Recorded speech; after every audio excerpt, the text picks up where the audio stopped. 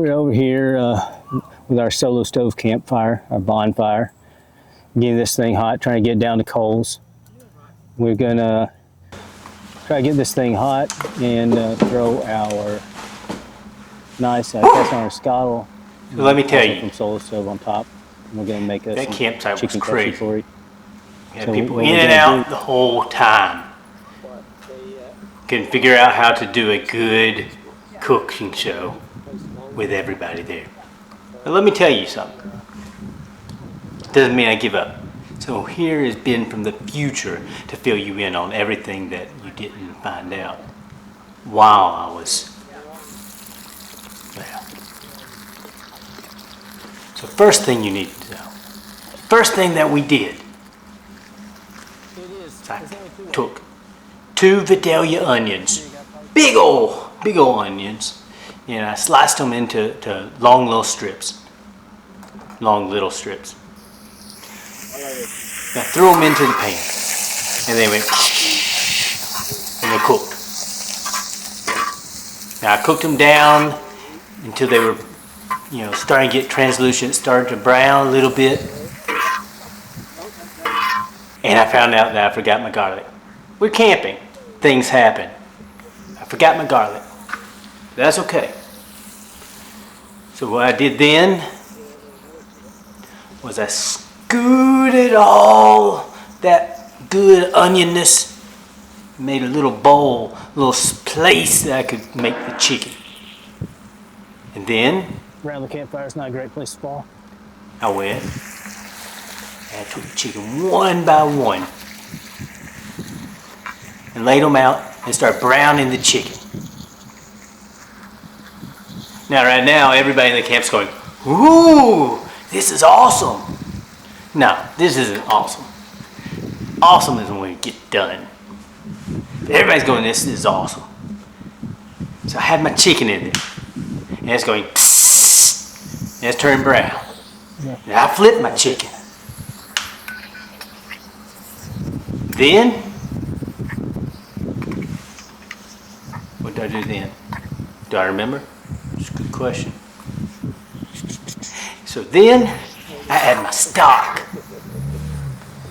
I pre-measured some chicken stock and brought with me. I had my wine. I bought a little bitty tiny bottle of wine. I don't know if it was a cup, but that's what's on your recipe. And I poured those to you. Then I took this little bowl of herbs I had with rosemary and parsley. And I had chopped them up. Now we're gonna let it simmer for. And I put them in there, and I cooked those down in there with it. Now this cooked for 45 minutes, 50 minutes, an hour, somewhere in there. It was camping. Again, things get iffy. Cook it long enough, the chicken's gonna be really good and done. So I let that cook. We got down to about 5-10 minutes before I'm ready to eat. I went out there, I threw some olives in there, which weren't really part of the original recipe, but they're in there now. I like it. Threw the rest of the parsley on top so you had some nice fresh green. Right about this point, I pulled it out and realized I didn't have a table. I don't have a table, but I did have the metal lid that I covered the SoloStove with. So put put that big old giant cast iron down on top of the lid for the SoloStove, and we served everyone. And then that's right. Then we get to watch Cole go, "Oh, this is really good." You know why it's really good? Because I made it. Y'all come back in.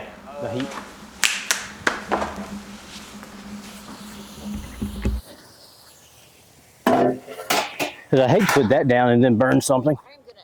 We're gonna have to get through this. I'm loving this thing. All right.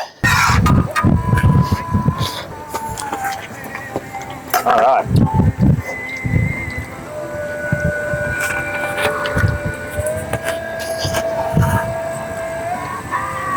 Yeah, so when you're riding ostriches, you like hold on to their wings essentially.